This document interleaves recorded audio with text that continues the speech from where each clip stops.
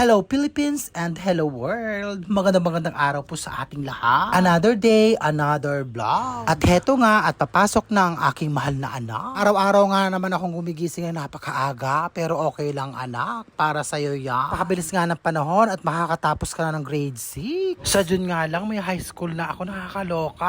Napakabilis. Parang kailan lang baby ka lang, nakakaloka. Ngayon binata ka na. Papasalamat nga ako sa Diyos kasi napalaki kitang napakabuting bata. Kaya lang minsan alam nyo na.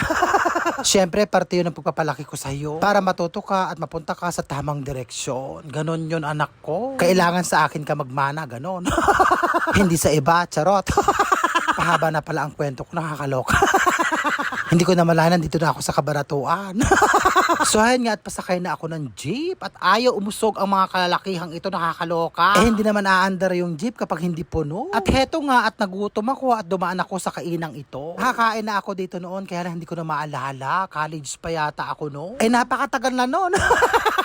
Kaya heto nga at kakain ulit ako dito. Kakapiranggot na pagkain, 150 na o diba na pagkamahal-mahal, nakakaloka. Mabuti nga lang at kukonti ang tao, hindi siksikan kasi napakadaming kumakain dyan. So heto nga pala ang aking kakainin. Sa mga hindi kumakain ito, pasensya na kayo. Alam ko marami akong followers ng INC. At heto nga at tikman ko, napakasarap, perfect. Ewan ko ba kakaiba yung lasa, pak na pak. Marami ako natikman nito pero dito talaga ang perfect. Kapag nadaan kayo dito, subukan nyo. Para malaman nyo na totoo ang sinasabi ko. Dito yan sa 5 Mamas. Along the highway lang siya, kaya madaling hanapin. Dito yan sa tapat ng East Elementary School sa Cabaratuan City, Nueva Ecija. So ayun nga at nakasakay na ako ng bus papunta sa huli kong pasyente. Diyos ko Lord, hinapon na ako ng bongga. Mamalengke na nga ako dyan at tapos na ang maghapon kong pagtatrabaho. Thank you Lord. Isda na naman, nakakaloka. Hulaan nyo na lang. Pauwi na nga ako ng bahay niyan. Hello, let's eat.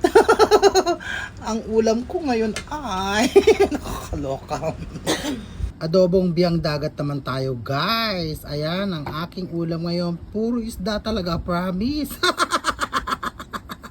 Kakaloka. Perfect.